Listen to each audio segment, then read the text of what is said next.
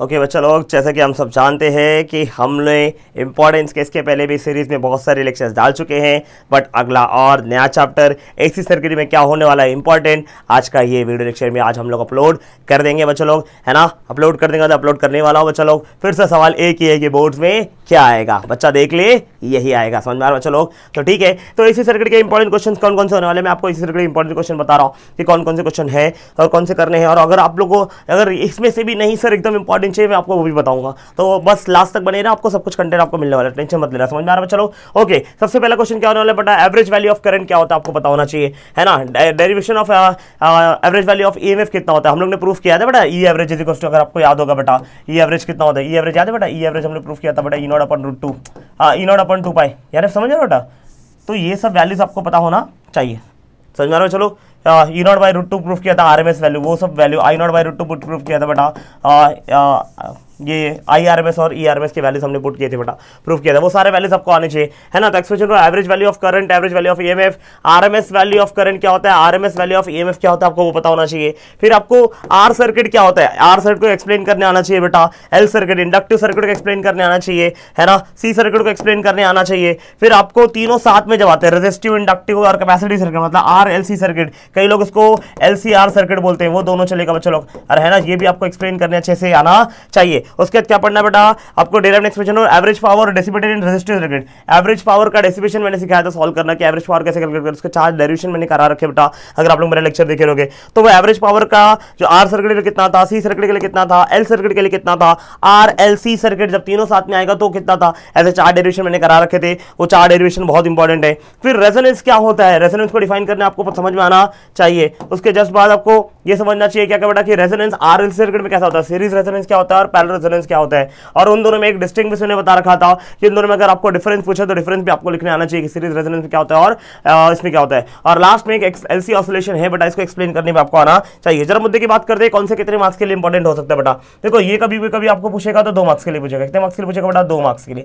ये भी लगभग 2 मार्क्स के लिए पूछ सकता है, बट ये आए तो 3-3 मार्क्स के आएंगे। कितने मार्क्स के लिए आएंगे बेटा, 3-3 मार्क्स में ये पूछे के चांस है। ये सब आए तो 3-3 मार्क्स, मिनिमम 3 मार्क्स, एक 3 मार्क्स वाले क्वेश्चन मस्त बन रहे हैं यहाँ पर, हर समझ में आ रहा है चलो, है नहीं चलो ठीक है। ये सब जो क्वेश्चन है, ये क्वेश्चन अगर पूछा तो 2 मार्क्स में पूछ सकता है, इसको भी 2 मार्क्स में पूछ सकता है, इसको भी 2 मार्क्स में पूछ सकता है। बढ़िया वाला पूछा तो कितने मार्क्स में पूछेगा, 3 मार्क्स में ही पूछेगा। और ये सब ऐसा नहीं, ये 2 मार्क्स के 3 मार्क्स के भी क्वेश्चन बन सकते हैं बच्चा, ये लोग देने के लिए कभी कभी वो 3 नंबर के भी ये क्वेश्चन दे देते हैं। ओके अच्छा, उसके जस्ट बाद हाँ ये वाले कितने आएंगे बेटा, 3 मार्क्स के लिए क्वेश्चन आएंगे, ये कंफर्म है चलो। अरे है ना, सॉरी एक मिनट, ये एल सर्किट 3 मार्क्स के हैं, ये एलसीआर सर्किट में 3 मार्क्स के आएंगे। ये तीनों क्वेश्चन 2-2 मार्क्स के लिए। कौन कौन से क्वेश्चन 2-2 मार्क्स के बच्चा लोग, ये जो एवरेज पावर डिसिपेशन है आर सर्किट के लिए, सी सर्किट के लिए, एल सर्किट 2-2 मार्क्स के लिए बच्चा लोग। और जब आर एल सी सर्किट तीनों सर्किट के लिए तो कितने आएगा, 3 मार्क्स के लिए। डिफाइन रेजोनेंस बोला मतलब 1 मार्क्स के लिए, कभी डिफाइन करके आपको बोल सकता है कि रेजोनेंस क्या होता है बच्चा। अच्छा मैंने यहाँ पर आपको जब सीरीज रेजोनेंस और पैरेलल रेजोनेंस पढ़ोगे ना, तो यहाँ पर एक और बहुत फेमस क्वेश्चन बोलते पूछता लो, बड़ा क्वेश्चन नंबर 14 में ऐड कर दे रहा हूँ कि रेजोनेटिंग फ्रीक्वेंसी का डेरिवेशन किसका बेटा, रेजोनेटिंग फ्रीक्वेंसी, अरे है ना। रेजोनेटिंग फ्रीक्वेंसी क्या होता है, उसका एक डेरिवेशन मैंने आपको करा रखा है, वो डेरिवेशन बहुत इंपॉर्टेंट है ना बच्चा लोग। और ये 2 मार्क्स में बहुत फेमस क्वेश्चन है उनका बेटा कि derive in relation for resonating frequency FR = 1/2 pi under root of LC। एक हमने फॉर्मुला डिराइव किया था, वो फॉर्मुला बहुत अच्छा था बेटा, XL = XC करके, समझ में आ रहा है चलो। अगर ये सब पूछा तो 3-3 मार्क्स से पूछेगा बेटा। सीरीज रेजोनेंस क्या होता है, पैरेलल रेजोनेंस क्या होता है, उसमें डिफरेंस पूछा तो भी 3 मार्क्स का पूछेगा, अरे है ना चलो। LC ऑसिलेटर पूछा तो भी क्या पूछेगा बेटा, 3 मार्क्स में ही पूछेगा। और यहाँ से अगर मेरा कोई ऐसा बच्चा है जो सर बोलेगा सर एकदम इंपॉर्टेंट बताओ ना, अगर मैं कुछ नहीं करूं तो क्या क्या करूं बेटा, तो मैं आपको अब उसको वो एकदम इंपॉर्टेंट बताने जा रहा हूं कि एसी सर्किट में कौन सा क्वेश्चन एकदम इंपॉर्टेंट होने वाला है। देखो मैं आपको बहुत सिंपल सा लॉजिक समझाता हूं। ये जो 4 क्वेश्चन मैं यहां लिख रहा हूं ना, देखो मैं इंपॉर्टेंट के लिए कलर चूज कर ले रहा हूं। जैसे मान लो मैं इंपॉर्टेंट को दिखा दे रहा हूं पिंक कलर से, आ जाओ। तो कौन सा बेटा, ये वाला क्वेश्चन कि average power dissipated, resistive circuit, inductive circuit, capacity circuit और आरएलसी सर्किट। ये तो 4 क्वेश्चन सिमिलर क्वेश्चन है, मतलब इन शॉर्ट ये एक टाइप का होगा, एक सीखेगा 4 सीखेगा, एक काम का हो जाएगा, समझ में आ रहा है चलो। तो बहुत कम टाइम में ये 4 सीख सकता है। तो सबसे इंपॉर्टेंट कर ले ये होने वाला है कि ये 4 क्वेश्चन तू अच्छे से कर ले, समझ में आ रहा है चलो। उसके बाद अगर मैं आपको बोलूँ इसके अंदर और इंपॉर्टेंस अगर तू देखना चाहता है तो आप लोग यहाँ से ना ये कर लेना है, क्या बोला मैंने, रेजोनेटिव फ्रीक्वेंसी वाला डेरिवेशन बोला, रेजोनेटिव फ्रीक्वेंसी।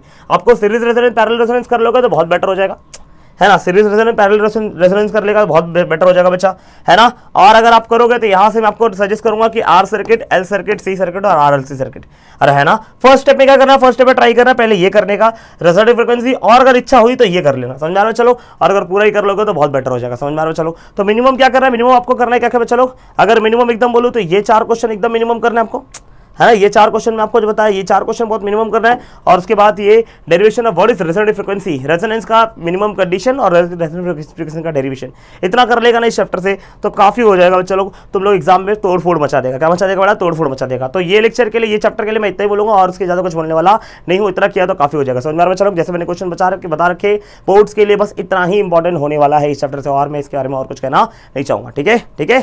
चलते हैं, जय जय जय क्या, बाय बाय है ना, जय महाराष्ट्र, जय हिंद जय हिंद जय महाराष्ट्र। ओके बाय बच्चा लोग, मिलते हैं अगले लेक्चर में।